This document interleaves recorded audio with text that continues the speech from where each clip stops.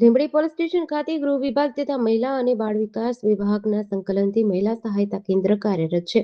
આ કેન્દ્રને police station based support centre તરીકે પણ ઓળખાય છે. મહિલાઓને ઘરેલુ હિંસા સહિતની સમસ્યાઓમાંથી રાહત અપાવવા અને ઘરેલુ હિંસાના બનાવમાં ઘટાડો લાવવાના હેતુથી આ કેન્દ્રની કામગીરી કરાઈ રહી છે. લીંબડી ઉપરાંત ચોડા, સાયલા, ચોટીલા, થાન સહિતના વિસ્તારમાં આવતા પોલીસ સ્ટેશનોના ઘરેલુ હિંસા સંબંધિત કેસોમાં પણ અહીં જરૂરી માર્ગદર્શન, કાઉન્સેલિંગ અને સમાધાનની કામગીરી કરવામાં આવે છે. આ મહિલા સહાયતા કેન્દ્રમાં કાઉન્સેલર તરીકે સોલંકી ગીતાંજલિબેન અને પનારા નિર્મળાબેન ફરજ બજાવે છે. બંને કાઉન્સેલરો દ્વારા અત્યાર સુધીમાં આશરે 925 જેટલા કેસોમાં કાઉન્સેલિંગ અને નિકાલની કામગીરી કરવામાં આવી હોવાનું જાણવા મળ્યું છે. મહિલાઓને મુશ્કેલીના સમયે યોગ્ય માર્ગદર્શન અને સહાયતા મળે તે માટે કાર્યરત આ કેન્દ્ર અનેક મહિલાઓ અને પરિવારો માટે આશીર્વાદરૂપ બન્યું છે. આપણા જે મહિલા સહાયતા કેન્દ્ર એ મહિલા અને બાળ વિકાસ વિભાગ દ્વારા 2014થી આપણા લીંબડી પોલીસ સ્ટેશન ખાતે ચાલે છે. જેમાં મહિલાઓને જે ઘરમાં થતા ઘરેલુ હિંસાના કેસ હોય, પતિ પત્નીના ઝઘડાઓ હોય, મારઝૂટ હોય, એવા પ્રકારના કેસીસ અમારી પાસે આવે છે.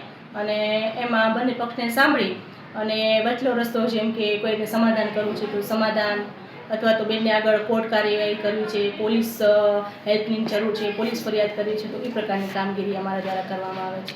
1-1.5 હજારની આસપાસ થઈ ગયા છે કેસ અમારા.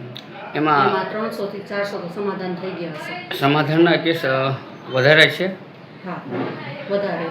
એમાં ખાલી એક વાત કરીએ તો પુરુષ પક્ષના કેસમાં વધારે જોવા મળે છે કે મહિલા પક્ષમાં કેસ વધારે જોવા મળે છે? મહિલાના વધારે હોય છે અમારી પાસે આવે છે. પણ પુરુષની અરજી લઈએ છીએ, પણ અમારું કામ મહિલા લક્ષી છે. પુરુષની અરજી લઈને અમે મહિલા સુધી પહોંચવાનો પ્રયત્ન કરીએ છીએ.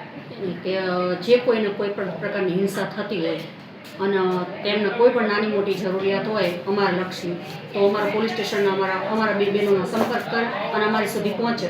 અને જે કાંઈ એમના લગતા કોઈ ઘરેલું હિંસાના પ્રશ્ન હશે એ અમારાથી બનતા પ્રયત્ન કરશું કે સોલ્યુશન આવી જાય. અથવા તો અમે પુરુષની અરજી લઈશું, જેથી કરીને અમે મહિલા સુધી પહોંચી શકીએ. કે ઘણા બધા બહેનો એવા હોય છે કે જે અમારે ત્યાં અરજી કરવા નથી આવતા, પણ એમના ઘરના પછી છેલ્લે એ રીસામણે વયા જાય છે. એટલે 5-6 વર્ષ પછી, 2 વર્ષ પછી પુરુષ અમારી પાસે આવે છે અને એના સુધી અમે પહોંચી અને એનો કેસનું સોલ્યુશન કરીએ છીએ. GDC ન્યૂઝ સાથે કલ્પેશ વાઢેર, સુરેન્દ્રનગર.